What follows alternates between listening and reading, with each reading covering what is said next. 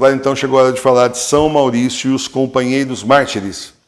No dia 7 de setembro de 284, foi aclamado imperador do Oriente Diocleciano, o qual, tendo ordenado a morte de Carino, único filho sobrevivente do imperador do mesmo nome, confiou o governo do Ocidente a Maximiano, com a incumbência de abrir forte campanha contra os galhos que tinham pegado em armas para vingar a morte de Carino. Foi nessa ocasião que se deu o martírio de São Maurício e seus companheiros, que constituíam a legião tebaica. É a opinião de muitos ter se recrutado esta legião de soldados cristãos da Tebais, no Alto Egito. O comandante era Maurício, que, como subalternos, professava a fé em Jesus Cristo. A formação de uma legião composta exclusivamente de cristãos não podia parecer coisa extraordinária se o próprio imperador Diocleciano não era inimigo dos cristãos e lhes confiara a administração de negócios importantíssimos no império. Essa tolerância nem sempre se encontrava nos governadores de províncias, nem tampouco na população de determinadas cidades. Se lhes aprazia maltratar ou perseguir os cristãos, ninguém se lhes opunha.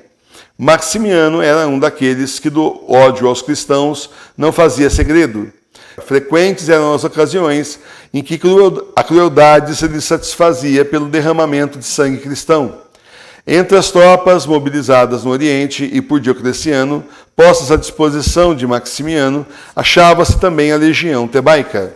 Com grandes dificuldades, efetuaram a travessia pelos Alpes, para depois desfrutarem um descanso de 3 dias em Ectodorum, hoje uma aldeia insignificante, mas naquele tempo uma cidade importante no Vale do Rodano, com sede episcopal.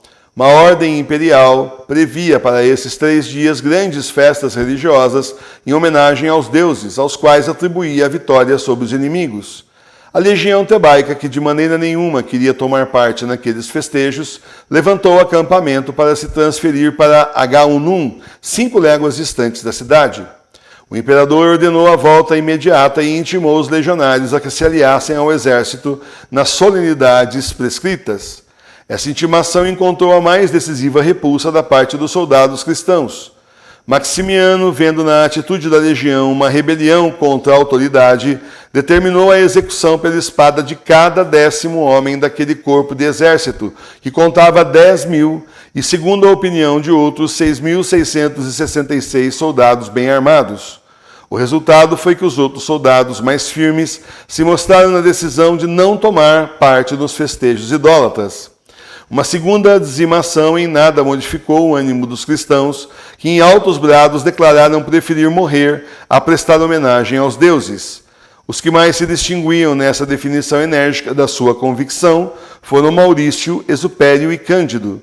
Para esses veio uma ordem especial do imperador que, sob ameaça de morte imediata, lhes exigia a sujeição incondicional. A resposta foi: somos teus soldados e não menos servidores de Deus. Sabemos perfeitamente a nossa obrigação como militares, mas não nos é lícito ofender nosso Criador, que é nosso e teu Senhor. Estamos prontos a obedecer a tudo que não contraria a lei divina. Cremos em Deus Pai, Criador de todas as coisas, e em Jesus Cristo, seu Filho unigênito. Fomos testemunhas da morte dos nossos companheiros e não nos queixamos. Antes com eles nos congratulamos. Tuas ameaças não nos provocam sentimentos ou planos de rebelião. Estamos com as armas nas mãos, mas delas não faremos uso para defender-nos. Antes queremos morrer inocentes do que viver culpados. Diante desta declaração, desta ordem, Maximiano mandou o exército marchar contra eles. Como não opusessem resistência alguma, foram massacrados. O campo estava juncado de cadáveres e o sangue corria em torrentes. Pequenos grupos pertencentes à mesma legião, mais dispersados, tiveram a mesma sorte. Assim foram mortos 50 legionários em Tours, onde se erigiu um templo em sua honra. No mesmo lugar morreu São Gedeão, com 318 companheiros. Grande parte das relíquias dos mártires da legião tebaica existem no convento de São Maurício, em Agaunum.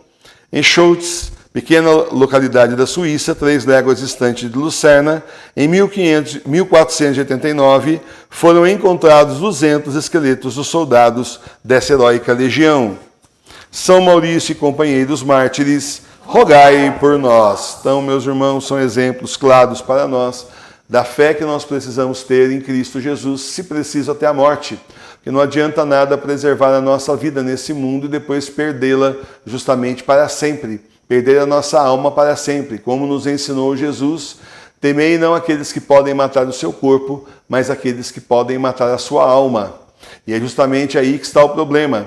Nós podemos até perder esta vida, mas queremos ganhar a vida futura, a vida eterna, junto com Cristo Jesus, mesmo que para isso seja preciso entregar a nossa vida agora.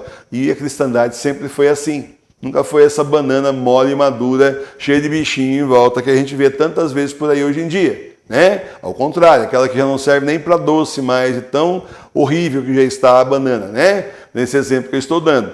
Então nunca foi covarde. Em outras palavras, a cristandade sempre foi heróica, no sentido de sim, se precisa entregar a própria vida.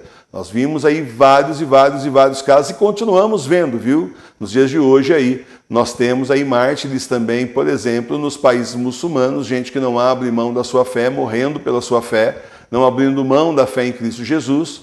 E nós vemos também aí, por exemplo, na China, até hoje, vários cristãos perseguidos. E são torturados e são mortos, são presos, muitas vezes até são devolvidos à sociedade, mas em frangalhos, com a sua saúde totalmente abalada, mas não abriram mão da fé em Cristo Jesus.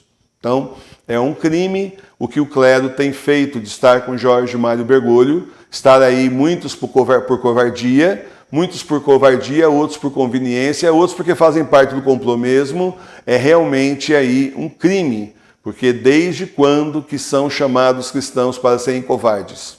Não são, nem para serem interesseiros e nem para ser golpistas também. Ao contrário, são chamados para dar testemunho de Cristo. E o Senhor foi fiel até a morte, ele simplesmente foi corajoso até o final. Poderia simplesmente, sabendo o que ia acontecer, então vou embora, eu vou fugir da cruz. E não foi o caso. Se assim fosse, nós nem estaríamos aqui, acabou, não tinha salvação para nós, ele sabia disso. Justamente por isso o Senhor se sacrificou por nós. Então, como assim católico covarde? Católico covarde não é católico. Católico que vê a própria conveniência e não vê aí justamente o sacrifício que precisa fazer, a cruz que tem que carregar, esse já está condenado ao fogo do inferno, porque não tem nada a ver com ser cristão. Cristão é seguidor de Cristo, se necessário for, até a morte de cruz.